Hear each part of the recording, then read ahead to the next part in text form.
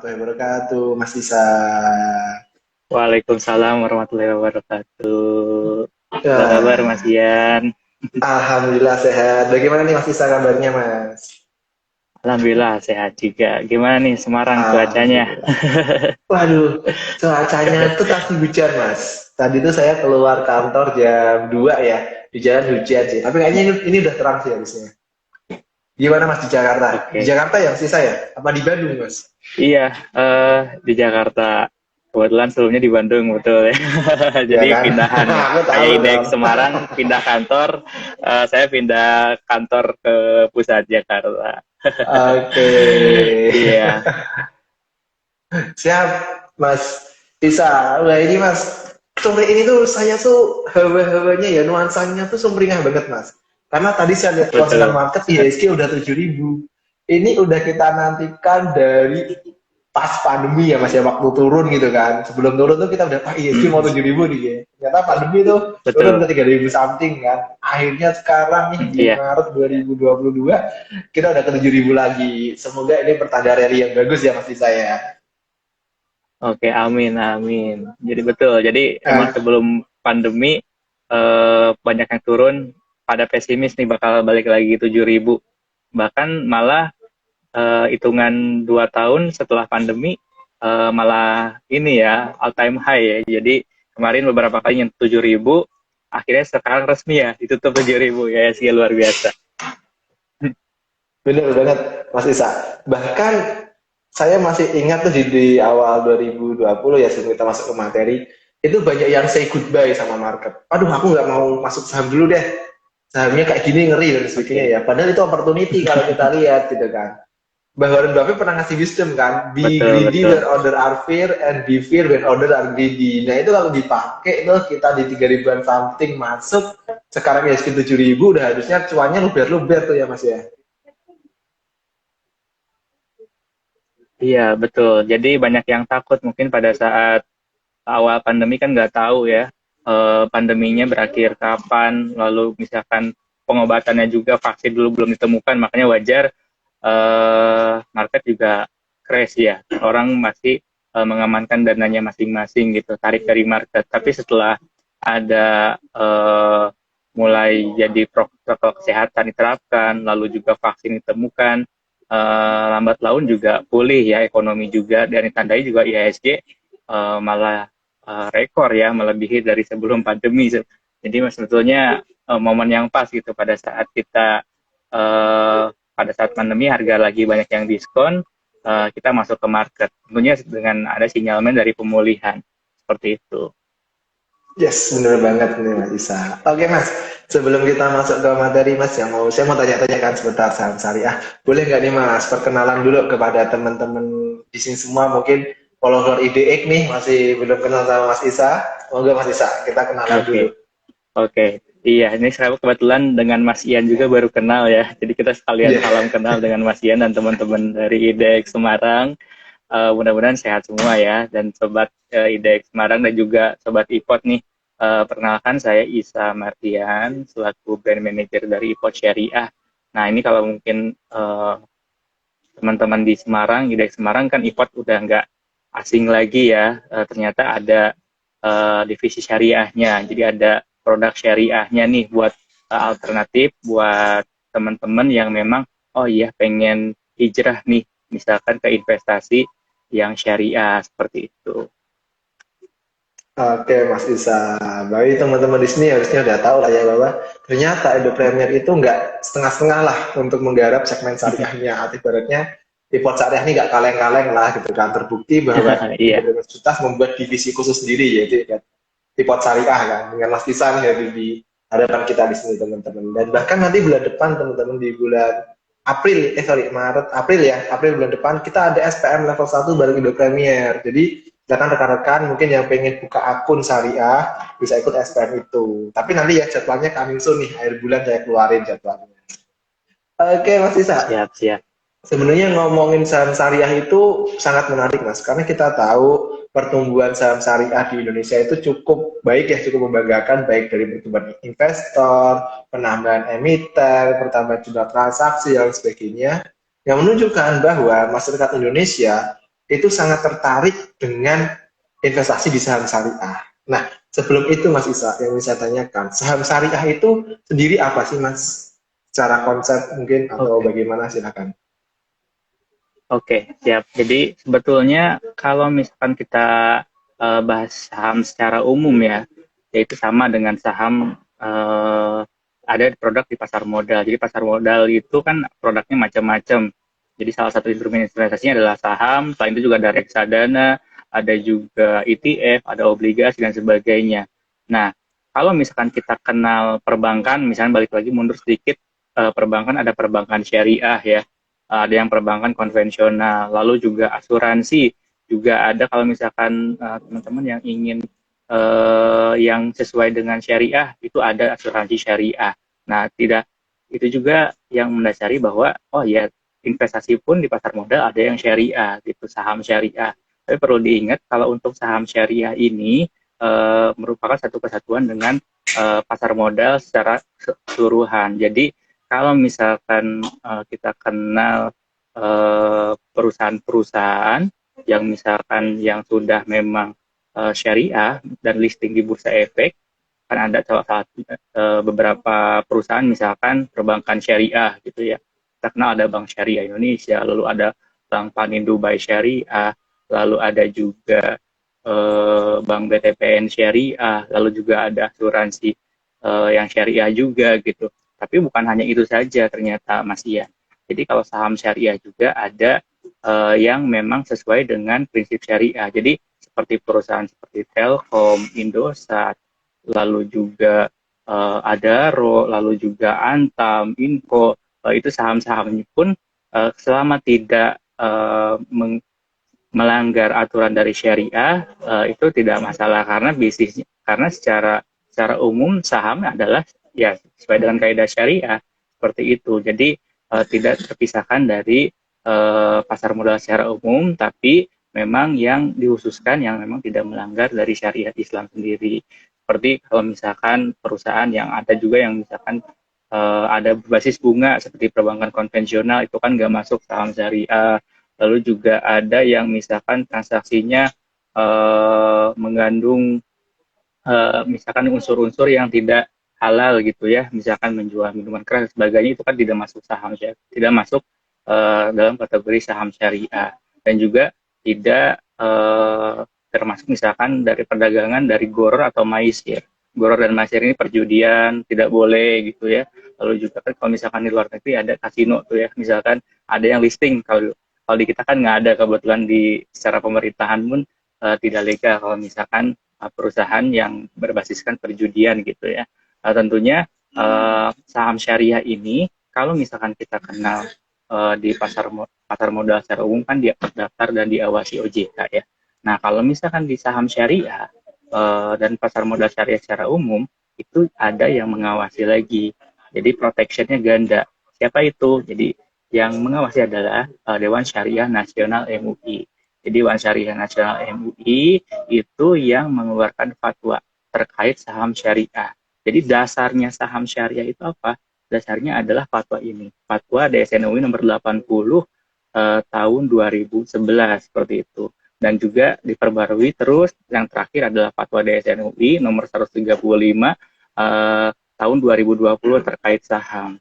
Jadi praktek saham ini teman-teman, sobat IDEX Semarang dan juga sobat IPOT Semarang, itu nggak usah khawatir, sudah ada yang mengawasinya, bukan hanya OJK saja, bukan hanya Bursa Efek Indonesia saja, tapi juga ada Dewan Syariah Nasional MUI. Kalau misalkan kita makan, kan ada ya, kalau misalkan kita makan ada sertifikat halalnya. Nah, ini juga saham pun ada, jadi ada sertifikat halal. Jadi kita pilih misalkan saham yang sesuai sama syariah, ya insya Allah kita harapannya juga lebih berkah lagi kalau kita berinvestasi. Jadi nggak hanya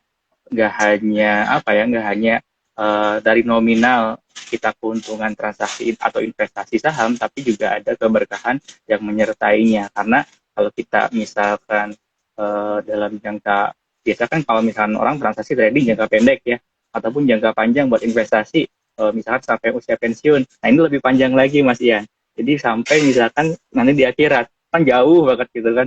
Jadi setelah kehidupan setelah mati pun ini kita harapannya keberkahan ini yang memang yang kita harapkan kalau ketika kita berinvestasi di saham syariah. Oke, Mas Isa. Wah, ini menarik banget, Mas. Benar banget. Ini patut digarisbawahi ya, teman-teman ya. Investasi itu jangan cuma mencari cuan, tapi harus mencari keberkahan juga di dalamnya. Makanya investasi yang baik itu yang halal dan berkah. Karena kalau cuan doang mah jualan minuman keras, jualan ganja itu juga cuan gitu kan. Tapi kan nggak berkah teman-teman, Iya, ya kan? Makanya benar kata betul Mas Isa, latihan. cari investasi yang halal dan berkah. Nah, tadi yang menarik juga Mas Isa kan sering membahas ya bahwa ternyata saham syariah atau pasar modal syariah itu sendiri itu merupakan bagian tidak terpisahkan dari pasar modal itu sendiri. Yang artinya dari semua produk pasar modal yang ada gitu ya, kita statementkan utama saham itu sebenarnya secara jual beli, secara penerbitan, secara perdagangan itu sudah memenuhi syariah berarti ya Mas saya. Tapi untuk lebih Betul Mas Dian. mempatenkan atau lebih membuat nyaman para investor, dikeluarkanlah peraturan atau produk yang namanya pasar modal syariah atau saham syariah ini teman-teman. Baik, oke Mas. Berarti kalau logikanya itu gini ya Mas, logikanya itu pasar modal seperti supermarket gitu ya. Kita masuk ke supermarket mau beli barang itu sebenarnya barang-barang itu halal gitu kan. Tapi untuk lebih membuat kita nyaman diberilah label halal gitu kan. Sama kayak pasar modal, anggaplah pasar modal itu sebagai market, supermarket kita masuk mau beli saham di dalamnya. Saham itu udah ada label halalnya dari DSN MUI dan OJK ya Mas ya. Gitu. Kalau nggak salah saham-saham yang masuk kriteria halal ini tergabung dalam DES yang masih daftar efek syariah yang dikeluarkan oleh OJK dan DSN MUI setiap ada produk baru bahkan diperbarui gitu kan dan 6 bulan sekali. Oke, baik Mas Isa, menarik banget Mas ini. Nah, saya jadi lebih tertarik nih teman-teman. Bahkan teman-teman juga harusnya lebih tertarik dong buat hijrah ke saham syariah ya kan. Nah, Mas kita lanjut Mas ke pertanyaan selanjutnya. Kan pasti dong ada yang membedakan nih saham syariah itu kan. Kriterianya Mas, kriteria saham untuk bisa masuk ke kriteria saham syariah atau DES itu apa aja sih Mas? Oke, iya tadi Mas Ian membahas terkait DES gitu ya, betul daftar efek syariah. Jadi ada pilihannya. Jadi kalau misalkan teman-teman kita awal-awal waktu kita ngobrol chit-chat IHSG ya, indeks harga saham gabungan. Nah itu kan secara keseluruhan ya. Nah ada juga indeks yang di pasar di saham syariah apa yang kalau misalnya yang mendasari yang bisa diperhitungkan dalam perhitungan ya saham syariah kumpulan saham syariah ini ada nama indeks saham syariah Indonesia. Jadi ISSI, teman-teman kalau misalkan lihat tentang investasi syariah, misalkan atau banyak yang tanya-tanya di komen itu di YouTube, lalu di misalkan di Instagram, saham syariah apa aja gitu kan, banyak yang bingung nyarinya gimana gitu. Nah, teman-teman bisa cari namanya di websitenya bursa juga ada, cari aja pasar modal syariah, indeks saham syariah Indonesia, ISSI. Nah, di situ ada lebih dari 430 saham ya dari 700 emiten yang ada di pasar modal Indonesia. Nah ini sebetulnya banyak anggapan bahwa oh ya kalau misalkan saham syariah itu pilihannya sedikit, ternyata pilihannya juga banyak, lebih dari 60%. Nah kriterianya kalau tadi Mas Ian juga bahas terkait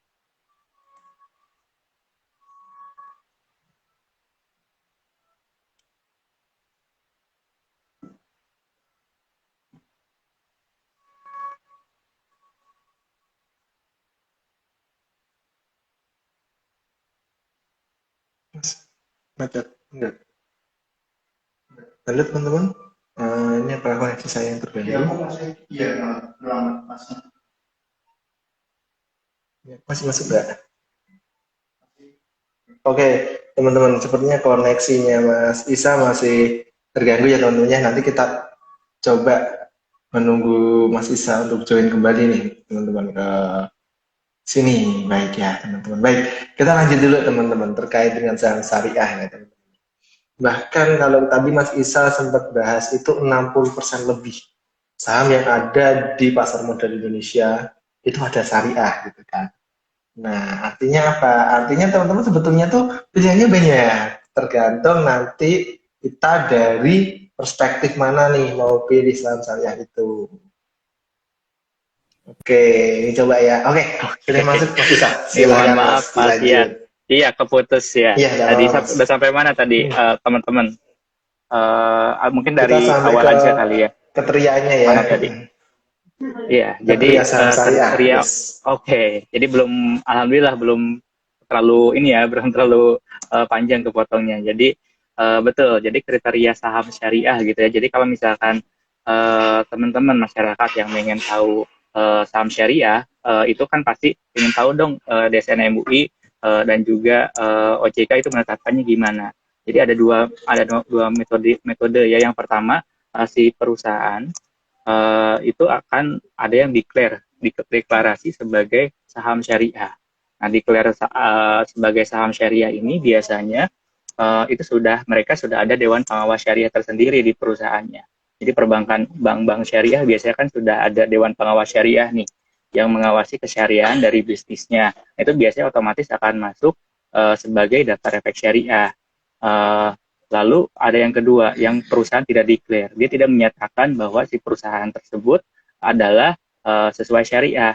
Tapi dari DSN dan OJK itu melakukan screening. Yang pertama adalah business screening, yang kedua adalah financial screening. Nah, kalau business screening seperti yang saya sebutkan tadi di awal, dari segi bisnis ya tidak boleh menjual barang yang non halal gitu ya, seperti minuman keras.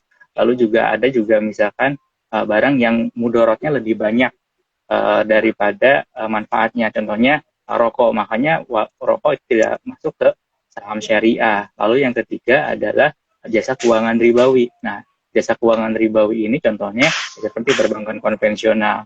Ya walaupun penggerak dari IHSG sebetulnya banyak saham yang perbankan gitu, tapi pilihannya juga kita juga turut berbangga ya, ada juga bank-bank yang syariah sekarang sudah mulai bergeliat ya. Jadi mulai kemarin terakhir ada merger terkait Bank Syariah Indonesia gitu ya, yang sebelumnya dari BSM, lalu juga Bank BNI Syariah, lalu BRI Syariah. Itu kan kalau misalkan dilihat pas pada saat pandemi kemarin ya, harga sahamnya terbang ya dari harganya sekitar Rp200 pada saat sekitar tahun 2020, bahkan sampai kemarin sempat menyentuh 3.000, walaupun sekarang di sekitaran 1.600 sampai 2.000. Nah, itu bukti bahwa saham syariah juga menarik kok. Saham syariah juga liquid juga. Nah, itu kan kalau misalkan dari saham yang declare gitu. Kalau misalkan dari segi bisnis, nah lalu ada juga dari segi keuangan. Nah, kalau misalkan dari segi keuangan, ini biasanya banyak juga yang nggak lolos ya. Kalau dari segi bisnisnya oke, tapi dari segi keuangannya misalkan dari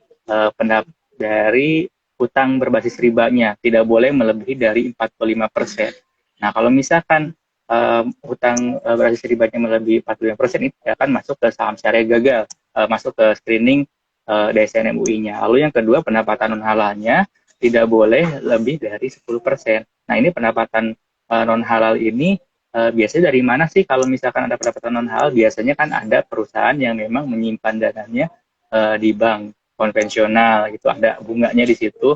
Lalu juga ada misalkan contohnya ada yang memang di deposito dan sebagainya, tapi nggak boleh melebihi dari 10%.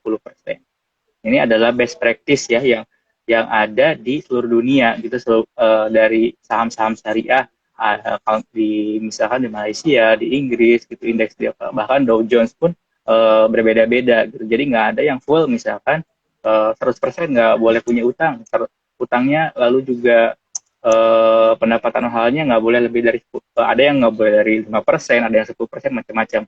Nah, ini harapannya kita kan kenapa sih masih ada hutang di situ, masih ada pendapatan non halal. Ini adalah ikhtiar kita ya, ikhtiar dari pasar modal gitu ya, pasar modal syariah, agar lebih bergeliat dulu. Jadi pilihannya biasanya pertimbangannya apa? Bukan hanya kita sebagai investor individu, tapi investor institusional juga kan ada pilihannya. Kalau misalnya terlalu sedikit nggak akan berkembang juga. Manajer investasi yang kan ada manajer investasi yang mengelola misalkan reksadana syariah, itu kan saham syariahnya kalau misalkan terlalu sedikit juga tidak baik juga.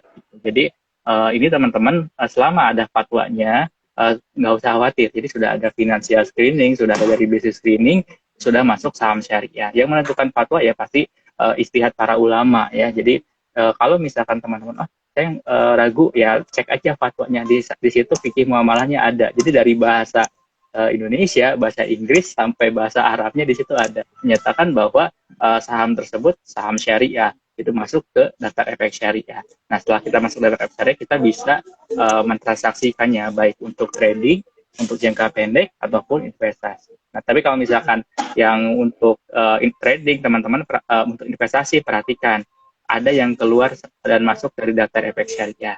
Nah, biasanya ada saham yang keluar dari daftar efek syariah itu lebih karena memang tidak memenuhi yang financial screening. Gitu. Kalau misalkan teman-teman keluar, ya disarankan untuk menjualnya. Gitu. Tapi bukan tidak ada intervensi dari bursa efek, dari OJK, dari MUI ataupun dari perusahaan efek untuk menjual saham. Jadi teman-teman akan yang sudah jadi investor syariah ketika keluar dari daftar efek syariah itu bisa menjualnya secara mandiri. Kalau best practice-nya dari fund manager atau manajer investasi itu adalah 10 hari ya. Jadi ketika keluar dari daftar efek syariah 10 hari maksimum itu harus dijual agar list-list portofolio dari manajer investasi itu tetap syariah. Nah, kita sebagai investor individu yang memang concern terhadap saham syariah itu bisa melakukan hal yang serupa. Kalau misalkan teman-teman yang trading yang jangka pendek sambil menunggu daftar efek syariah yang terbaru masih boleh itu. Misalkan untuk transaksi saham, misalkan trading saham syariah mungkin akan dibahas ya. Kita trading itu apa bisa apa enggak sih kalau misalkan di saham syariah? Nanti kita bahas lebih lanjut ya. Oke, Mas Isa. Menarik banget nih, Mas. Oke deh, sebelum kita bahas ke trading saham syariah, boleh atau enggak ya, Mas? Saya tadi tertarik nih, Mas. Memang banyak ya, Mas. Tadi ada common practice terkait dengan terutama istighfar keuangan perusahaan tersebut ya, Mas. Mulai dari hutang yang tidak boleh lebih dari 45% dari total aset, pendapatan non halal yang tidak boleh lebih dari 10% gitu kan.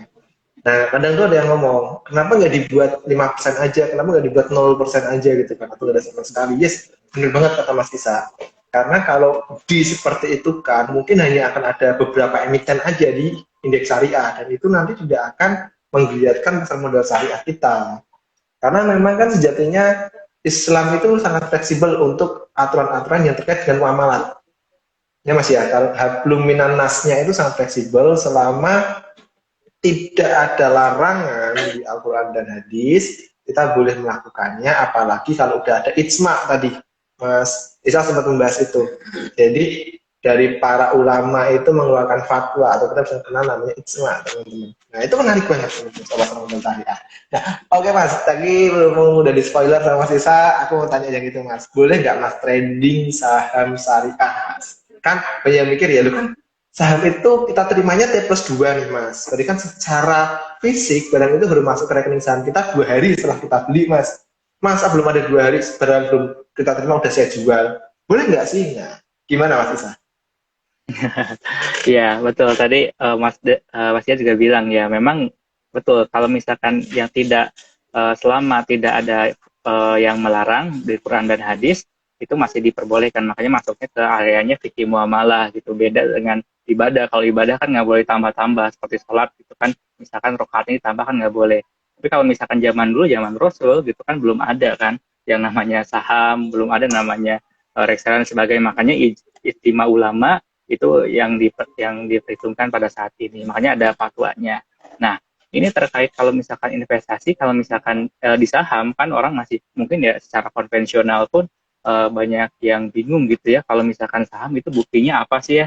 Jadi kalau misalkan kita beli mobil kan ada tuh fisiknya mobilnya, lalu ada surat-surat kepemilikannya, ada BPKB. Kalau rumah kan ada rumahnya fisiknya, lalu ada suratnya gitu ya, surat rumahnya, surat tanahnya gitu ya, SHM ya kalau kita kenal. Nah kalau misalkan di saham gitu kan, yang pertanyaannya apakah ada barangnya sama suratnya? Ya barangnya ada. Barangnya apa? Barangnya ya si perusahaan itu. Kalau misalnya kita lihat perusahaan-perusahaan yang misalkan ada gedungnya, ada sahamnya ya itu kan buktinya gitu. Oh ini bisnisnya jalan gitu. Bahkan pulsa pun sebenarnya nggak ada fisiknya, nggak bisa kita lihat gitu ya. Kita beli pulsa, beli kuota, tapi bisa kita mendapat manfaatnya gitu ya. Nah, jadi juga kalau di saham ya bukti kepemilikannya sekarang secara elektronik ya. Jadi kepemilikannya itu udah scriptless gitu ya. Tidak, kalau dulu kan script ada wartat namanya. Kalau misalkan saya pernah ada pengalaman itu ada nasabah di Bandung datang ke saya waktu itu kebetulan, jadi dia menemukan surat gitu ya, surat kepemilikan saham gitu. Dia kalau nggak salah dia pada saat mulai bekerja dia ditawarin oleh pegawai bank dulu saham tahun 80-an lah di situ. Dia bawa lagi ke kantor report saham Unilever gitu ya. Dulu harganya Rp1.000 gitu, waktu kemarin dicairkan itu lebih dari 300 sampai 400 jutaan, itu udah naik berapa ribu persen.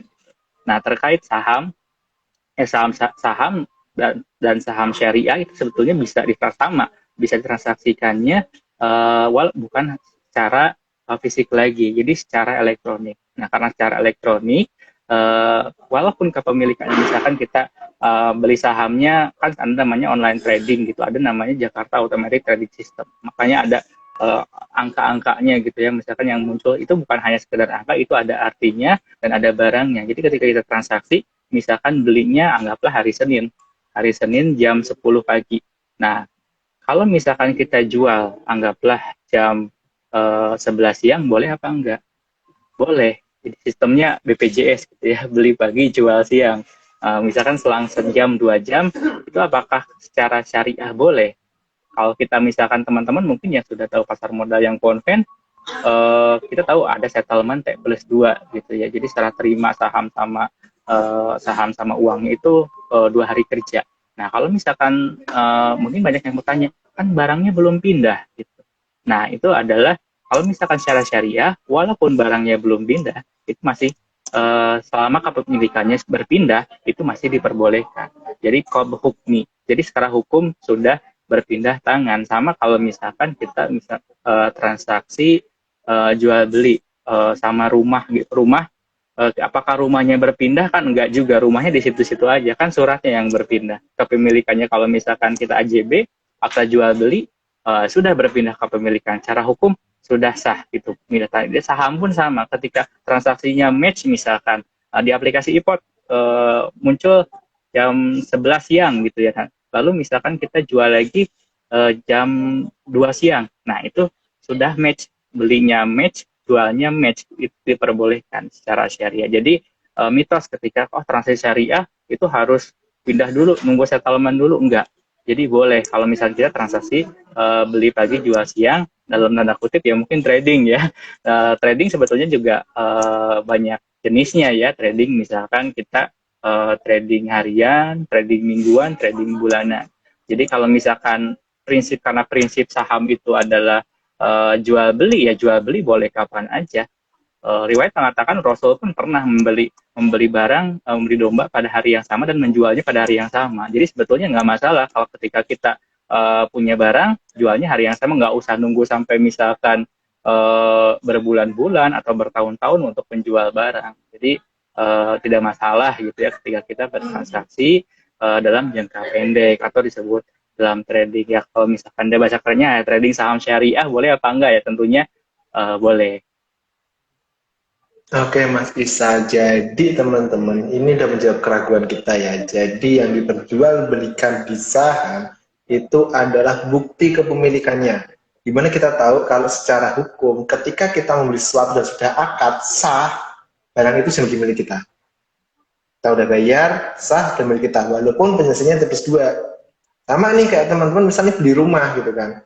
Beli rumah, akad gitu kan di notaris, dengan penjual, sah udah bayar. Walaupun rumah itu belum ditempati, mungkin karena harus ngosongin isi pemilik sebelumnya dulu kah, harus bagaimanapun, itu menjadi milik teman-teman secara hukum. Saham juga sama, teman-teman. Jadi tidak ada masalah ya Mas ya, untuk memperjualbelikan saham syariah, walaupun belum T+2. Baik, Mas Isa. Izin untuk kita balik ke pertanyaan basic Mas. Sebetulnya itu kan saham syariah gitu kan dan saham konvensional itu tadi sudah dijelaskan oleh Mas Isa gitu kan. Ada beberapa perbedaannya mulai dari bisnis usahanya, core bisnisnya, diri keuangannya seperti hutang, seperti asetnya gitu kan. Nah, terus Mas, pertumbuhan pasar modal syariah itu sangat signifikan Mas. Kira-kira hal apa yang mendasari itu Mas di Indonesia? Oke, iya. Jadi kenapa sih maksudnya banyak yang hijrah gitu ke saham syariah ini? Biasanya memang karena mulai terkait pasar modal secara umum pun banyak yang sudah mulai banyak mengetahui. Tapi ya misal saya pernah ada datang juga ketemu sama orang gitu ya, dia nggak tahu pasar modal syariah sama sekali. Dia datang emang buka akun.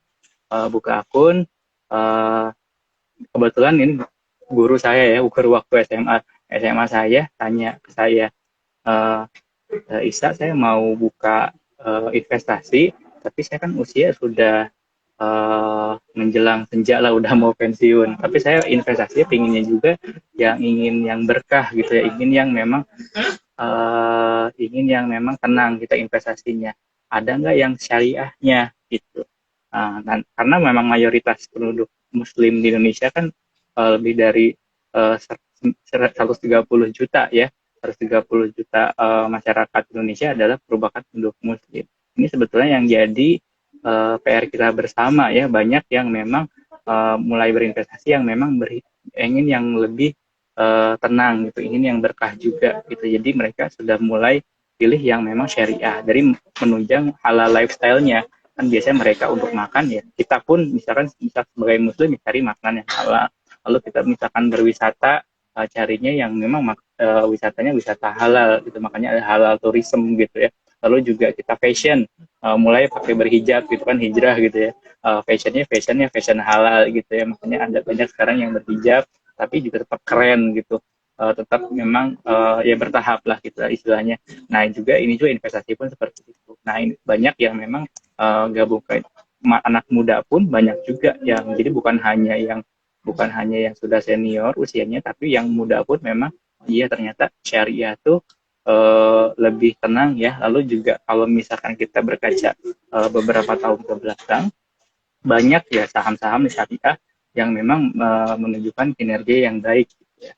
Kalau misalkan karena tadi sudah dijelaskan juga, ada salah satu indikatornya adalah rasio hutang. Rasio hutang berbasis riba gitu, atau kalau misalkan kita kenal kan di saham konvensional debt to equity ratio ya. Jadi berbasiskan ekuitas, hutangnya berapa. Biasanya perusahaan-perusahaan yang secara logis pun perusahaan-perusahaan yang memang hutangnya nggak terlalu besar gitu ya, dari segi keuangannya sehat, cash flow-nya oke, dia menjalankan bisnisnya itu juga ketika ada misalkan suatu krisis, contohnya 2018 kemarin gitu kan, lagi heboh misalkan terkait Trump effect gitu ya. Lalu 2013 juga, 2008 ada subprime mortgage, lalu 2013 ada krisis Yunani. Nah kalau dan sekarang yang paling terakhir adalah pandemi. Nah kalau misalkan pada saat pandemi gini, pada saat krisis, itu kan biasa operasional dari perusahaan akan terganggu ya, termasuk saham-saham yang sudah listing di Indonesia. Nah biasanya yang hutangnya nggak terlalu besar itu kan, namanya hutang kan harus dibayar cicil. Nah, sedangkan daya beli masyarakatnya menurun, jadi banyak yang nggak beli produk mereka. Kalau misalnya konsumer seperti itu. Jadi ekonomi lesu biasanya akan mengganggu operasional. Nah, ini saham-saham syariah karena berbasiskan banyak modalnya, lebih bandingkan hutang yang lebih sehat dari segi perusahaannya, biasanya lebih tahan terhadap krisis. Ini juga cocok buat yang sebetulnya, tapi nggak serta-merta. Jadi teman-teman jangan, saham syariah pasti untung. Nah itu anggapan yang salah. Jadi saham syariah itu risikonya bisa kita atur karena sudah ada screening yang lebih dahulu. Jadi kita screeningnya lebih mudah lagi karena misalkan dari data efek syariah. Jadi saham-saham, contohnya saham-saham yang perusahaan yang hutangnya misalkan 10 kali lipat dari modalnya, yang 20 kali lipat, itu pasti nggak akan masuk saham syariah.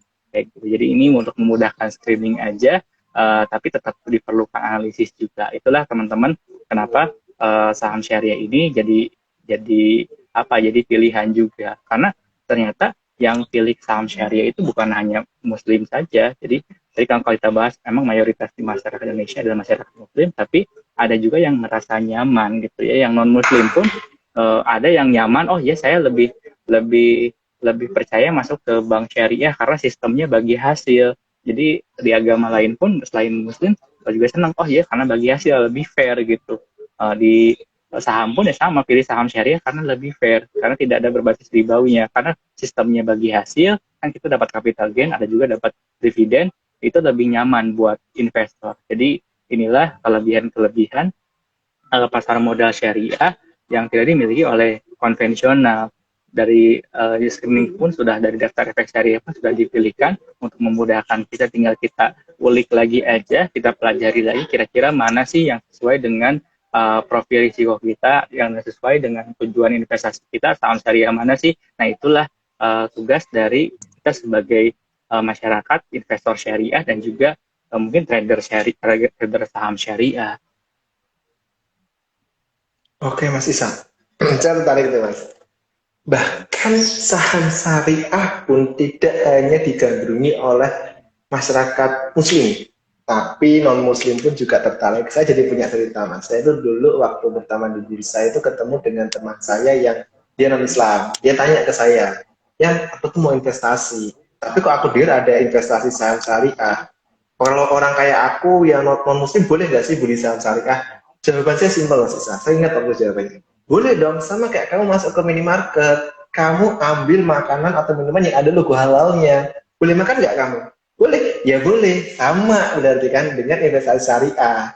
Selama tidak bertentangan dengan agamamu dan kamu merasa memang itu menguntungkan dan mungkin membuat nyaman seperti saya tadi, kenapa enggak? Bener banget Mas. Jadi investasi saham syariah tidak hanya bagi muslim, tapi bagi non muslim juga. Apalagi teman-teman yang muslim, non muslim aja tertarik masuk ke situ, masa teman-teman enggak gitu kan? Makanya Iya. seperti tema hari ini, yuk hijrah ke saham syariah. Baik Mas Isa.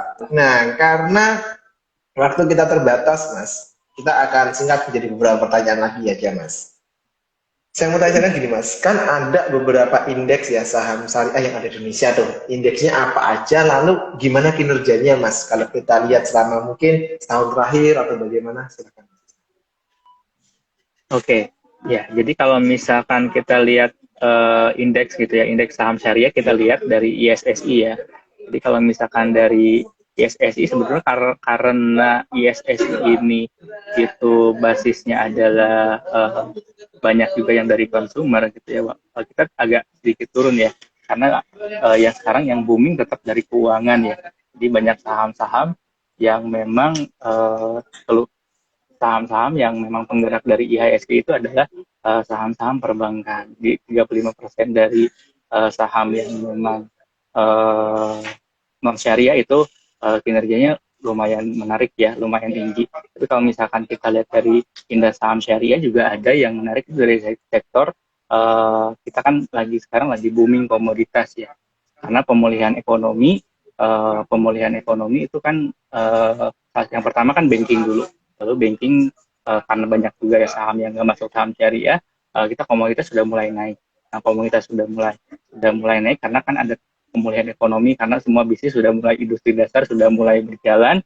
Nah, ini juga yang saham syariah yang berbasiskan komoditas itu juga cukup tinggi ya untuk kenaikannya ya. Jadi kalau misalkan kita lihat hari ini misalkan contohnya saham yang syariah, Antam naik 8%. Lalu juga Info yang sahamnya komoditas juga naik sampai 7%. Nah, ada juga saham syariah yang memang kalau kita lihat misalkan saya buka ini kan indeks saham syariah Indonesia, karena yang perbankan pun menarik juga.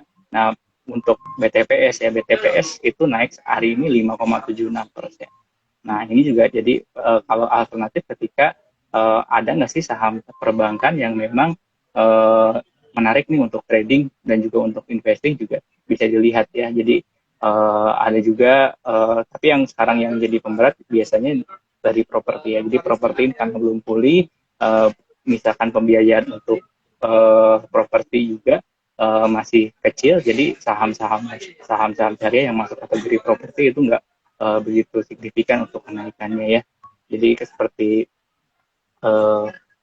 dan juga konsumer dan industri dasar seperti UNTR juga masih turunnya naik nggak terlalu signifikan.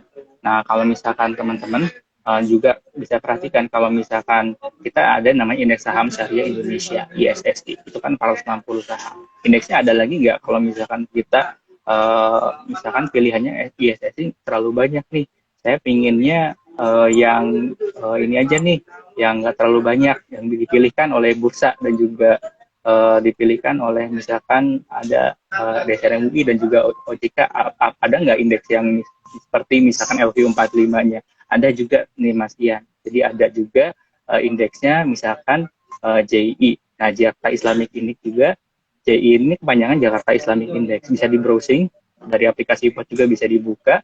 JII ini ada 30 saham dari market cap yang terbesar. Jadi 30 saham market cap dan juga likuiditas. Nah, selain itu, oh ternyata JII itu nggak terlalu banyak nih pilihannya, saya ingin lebih banyak lagi, tapi nggak sampai 400 juga nih Mas Ian.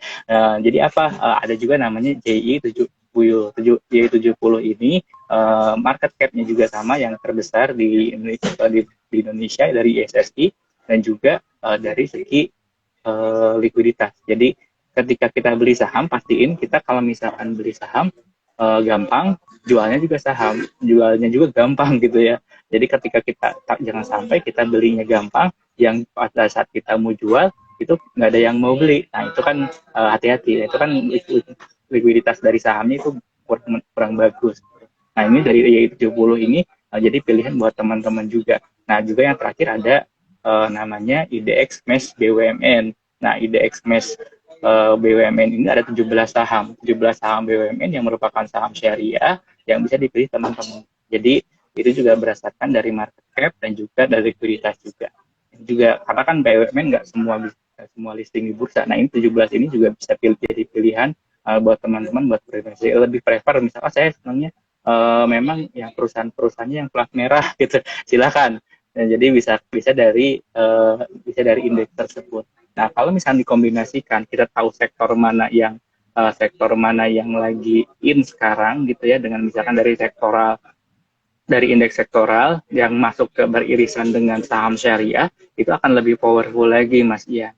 Jadi kalau sekarang yang kurang misalkan dari segi konsumer, kan sekarang daya beli, ternyata pandemi kan masih ada ternyata ya, daya beli menurun gitu. Nah terus misalkan ya orang biasa konsumsinya ya sekarang mulai dihemat gitu ya, lalu juga harga komoditas naik juga berdampak ke saham-saham yang konsumsi ya, seperti kan karena bahan dasarnya misalkan sabun pun ternyata Mas Ian bahan dasarnya juga dari sawit juga ya, dari CPO juga ya, CPO sampai sekarang kan sampai 7.000 lebih ya ringgit Malaysia. Dulu kan mungkin tahun lalu hanya 2.000, makanya kenapa saham-saham konsumer seperti Unilever, Mayora yang merupakan saham syariah itu ini ya jadi tertekan. Maksudnya harga sahamnya turun karena kan dari cost-nya juga, dari segi mereka untuk berproduksi, margin untuk keuntungannya tipis. Yes, thank you banget Mas Isa. Bener banget. Jadi indeks saham syariah ya, itu sangat menarik teman-teman. Bahkan tadi saya suka tuh kata-katanya Mas Isa. Liquid gitu kan. Kalau kita beli saham liquid, kita tuh bisa dengan mudah menjual kembali saham tersebut. Ini juga yang perlu kita luruskan Mas Isa ke teman-teman. Teman-teman tuh masih banyak yang anggap bahwa saham liquid itu pasti menguntungkan. Padahal pengertian dari liquid itu mudah dicairkan. Sehingga ketika teman-teman membeli saham yang liquid terus teman-teman menjual kembali, teman-teman akan lebih mudah untuk menjual saham tersebut. Betul banget Mas Isa. Bahkan kalau kita lihat data di sini ya kan, JII itu selama year to date itu naik 3,58%. Itu padahal baru 3 bulan ya naiknya udah segitu. Terus kita lihat ISSI dengan total 478 saham itu naik 4,44% dari awal tahun nih, year to date ya, dari Januari ketika market pembukaan. Artinya apa? Artinya ini menarik untuk teman-teman melihat apa? Melihat indeks saham syariah ini sebagai acuan. Bahkan indeks BUMN 17 aja juga naik 4,85%. Nah, tergantung nih teman-teman mau pilih yang mana gitu kan. Teman-teman bisa jadi aktif investor dengan membeli sahamnya langsung dari dalam indeks itu, atau teman-teman bisa beli tuh pas investor dengan membeli reksadana atau ETF berbasis indeks saham syariah ya Mas Isa ya. Itu ada di iPod tentunya. Benar nggak Mas Isa? Betul, jadi ini kalau misalkan teman-teman juga tahu, wah indeksnya banyak nih, bingung saya kalau pilih sahamnya, pilih dari situ beberapa, harus berapa saham saya beli. Nah, daripada misalkan bingung-bingung, teman-teman juga bisa beli indeksnya. Nah misalkan kalau bisa beli JI-nya gimana? Bisa apa enggak? Kalau beli JI-nya langsung nggak bisa, tapi kita ada namanya ETF, Exchange Traded Fund. Isinya apa ya? Isinya saham-saham JI, tapi dikemas dalam bentuk keranjang. Jadi seperti seperti paket lagi lah, paket investasi. Jadi teman-teman kalau misalkan belinya pingin ketengan, tapi maksudnya pengen versi kecil, paketnya banyak lengkap, gitu kan kita beli yang memang versi package. Nah ini bisa juga nih buat teman-teman, ada namanya XIJI ya. Jadi Premier ETF JII, Jakarta Islamic Index, itu juga kebetulan Indopreneur sebagai manajer investasi dan juga dealer partisipannya untuk mengeluarkan produk tersebut. Ini juga merupakan ETF pertama ya yang ada di Indonesia pada tahun 2013 yang secara syariah gitu. Dan sekarang ada 3 sebetulnya, ada XIJI, ada XPES, sama XSSI. Nah ini juga teman-teman bisa pilih kalau misalkan, oh ya saya ingin buat jangka panjang karena kinerja tadi Mas Ian bilang dalam year to date juga naik, lalu juga dari 1 tahun bahkan sampai 5 tahun pun sebenarnya walaupun ada penurunan kemarin pada tahun 2020 dari ISSI-nya dan juga JII-nya, tapi kita sudah pulih kembali gitu, malah jadi all time high-nya sekarang juga. Jadi kalau IHSG naik, ISSI juga naik, dalam 5 tahun sudah naik 10% nih teman-teman. Kalau misalkan kita mau nyicil misalkan tiap bulan atau misalkan tiap minggu, bebas. Jadi silakan bisa pertimbangkan juga ETF. Tapi kalau misalkan teman-teman juga mau, oh iya saya ingin trading juga, nah bisa juga pilih saham. Atau saya inginnya ada variasi obligasinya, bisa juga beli, ataupun kalau misalkan obligasi kan tidak boleh ya, kalau misalkan syariah namanya sukuk. Jadi sukuk itu dulu namanya obligasi syariah, tapi sekarang namanya sukuk, ada underlying-nya. Jadi juga bisa teman-teman beli reksadana pendapatan tetap syariah atau deposito syariah. Deposito syariah biasanya kan kalau ke bank syariah gitu 1 juta, 2 juta. Nah ini juga bisa kita pilih reksadana pasar uang syariah. Itu ada variasi dari produk pasar modal syariah, ternyata bukan hanya saham saja, tapi ada yang lain juga. Silakan pilih sesuai dengan profil risiko teman-teman dan tujuannya. Tapi kalau misalkan investasi sebetulnya bukan pilih salah satu atau 2, kalau bisa semuanya gitu ya. Kita ada dananya, ada rezekinya, kita pilih berbagai macam sektor. Kita apakah sektor real boleh untuk berinvestasi? Ya boleh aja. Punya bisnis boleh apa enggak? Ya boleh. Kan semakin banyak semakin bagus. Jadi kita juga lebih ini juga ya, jadi punya variasi produk, diversifikasi. Jadi ketika kita misalkan, oh tadi saham share-nya lagi turun, ternyata ada bisnis yang lain yang akan menopangnya, ataupun dari reksadana ataupun dari ETF. Itu adalah strategi yang bisa diterapkan, diversifikasi atau aset alokasi ke instrumen-instrumen yang memang dari segi karakteristik itu berbeda, Mas Ian. Yes, benar banget Mas Isa. Wah, luar biasa. Diversifikasi produk-produk syariah, teman-teman. Jadi, jangan cuma saham syariah, bisa ETF syariah, reksadana syariah, atau suku. Dan itu semua bisa dibeli di Indopreneur Sekuritas. Baik, Mas. 2 pertanyaan lagi ya, Mas, ya, sebelum kita closing. Bagaimana prospek saham syariah ke depannya, Mas Isa? Nah, ini simpel, Mas. Iya. Jadi sebetulnya dengan adanya penambahan dari konstituen dari daftar efek syariah, sekarang kan lebih cepat lagi ya dari OJK menetapkan saham-saham yang baru IPO pun sebelum IPO sudah masuk ke daftar efek syariah. Ini jadi kesempatan buat masyarakat untuk meminang saham yang pertama kali IPO itu saham syariah. Jadi dengan menambahnya dari konstituen yang dari saham secara konvensional dan juga penambahan dari konstituen dari saham syariah, ini juga memberikan peluang buat masyarakat berinvestasi gitu. Dan juga apalagi kan masyarakat ini, kalau misalnya kita lihat dari masyarakat Indonesia yang melek terkait investasi itu kan masih sekitar 2%-an ya, masih 2%-an dari populasi yang melek investasi syariah ke saham syariah masih lebih kecil lagi.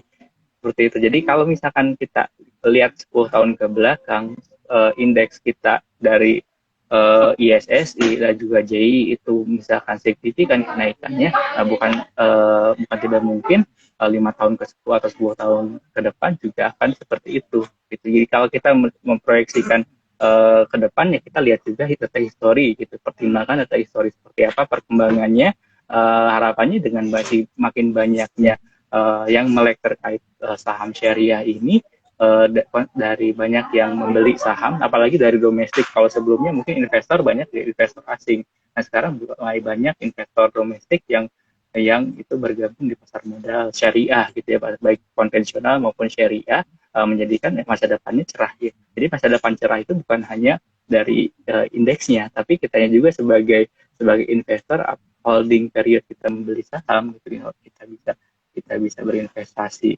sedini mungkin. Ini juga yang menjadikan kita yang berkontribusi terhadap pasar modal syariah ke depannya. Jadi mulai aktif transaksi sudah mulai banyak gitu. Ini juga mulai banyak yang memanfaatkan pasar modal. Jadi bukan hanya masyarakat saja secara umum yang kita sebagai pembeli sahamnya, perusahaan-perusahaan pun dapat dana murah.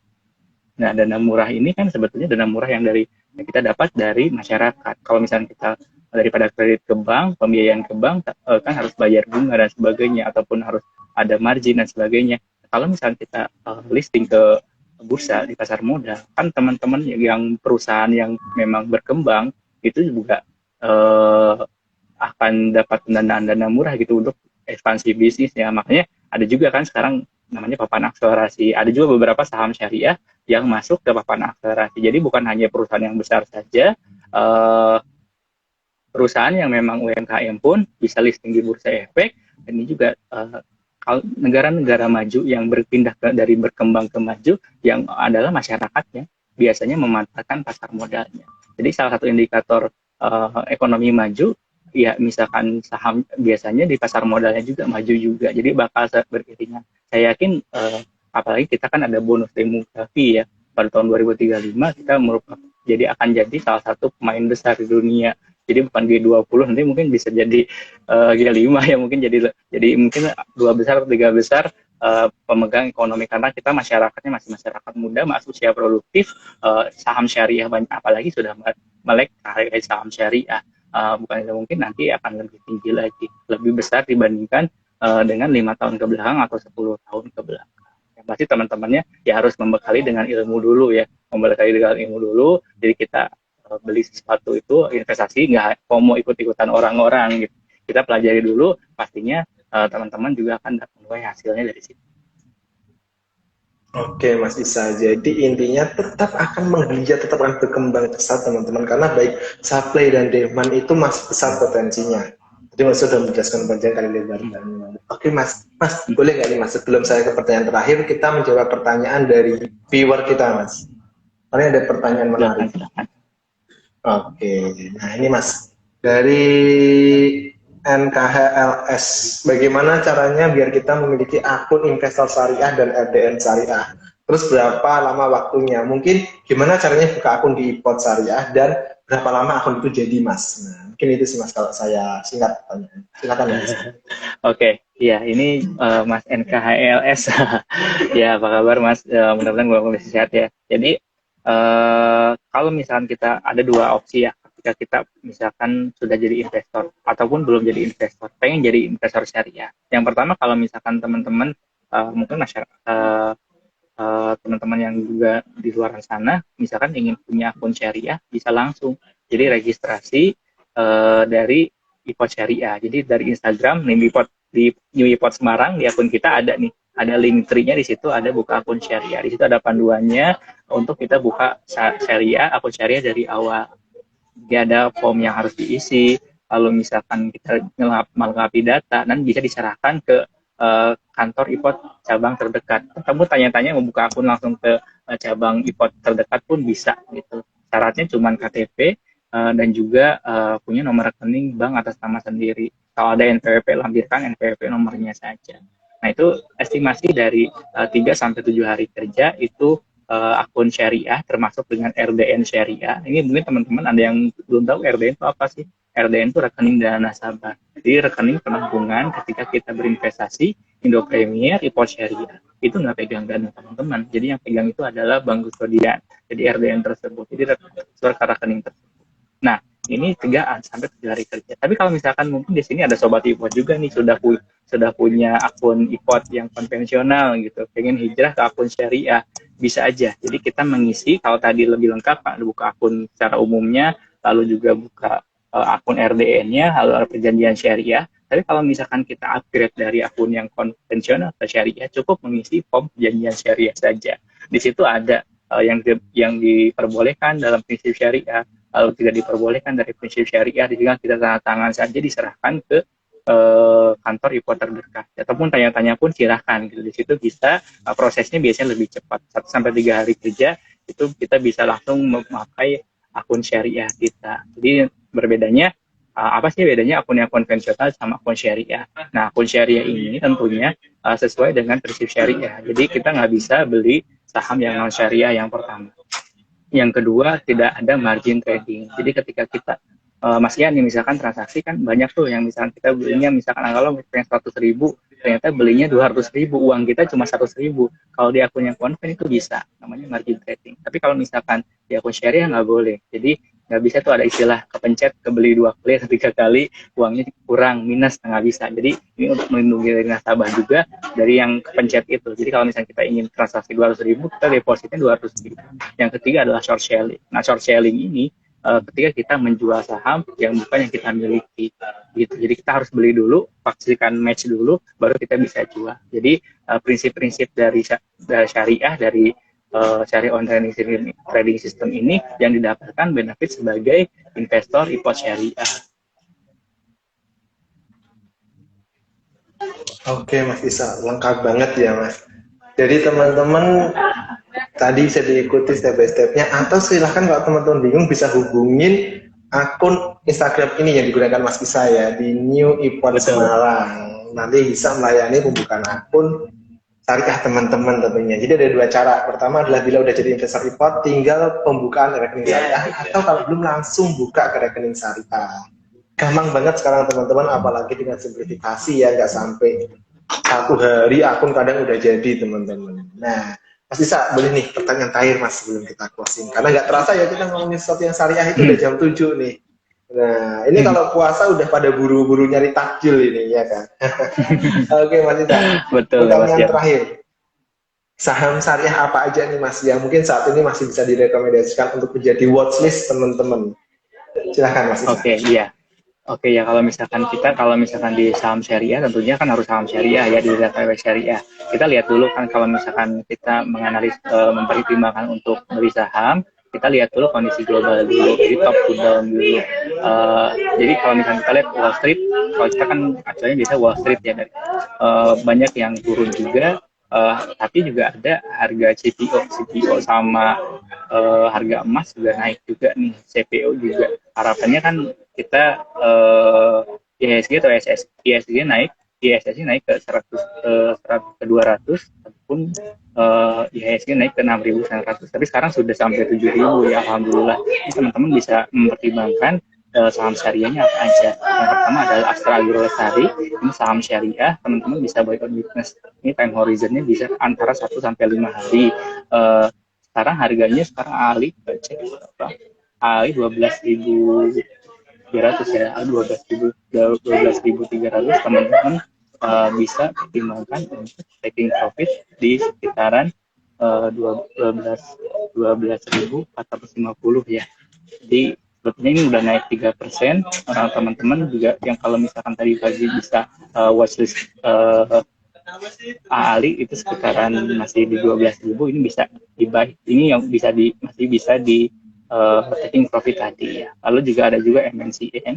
Nah teman-teman, kalau MNCN kita lihat kinerjanya saham syariah ini cemerlang ya 2021. Program-programnya kan banyak juga ya. Kita mungkin Mas Ian juga mungkin penonton setia MNC ya. Jadi kan tayangannya beragam gitu ya. Jadi pendapatannya juga ternyata naik ya 52%, peningkatannya besar ini kalau dari MNCN dibandingkan dengan tahun 2020 kenaikannya 37%. Nah untuk misalkan MNCN, teman-teman sobat IPOT dan sobat IDX, kita lihat untuk harganya sekarang sekitaran 910, teman-teman bisa taking profit itu sekitar di sekitar 920 potensinya, ataupun taking profit yang kedua adalah 925. Jadi kalau misalkan MNCN itu turun ke 885, itu teman-teman bisa pertimbangkan untuk cut loss.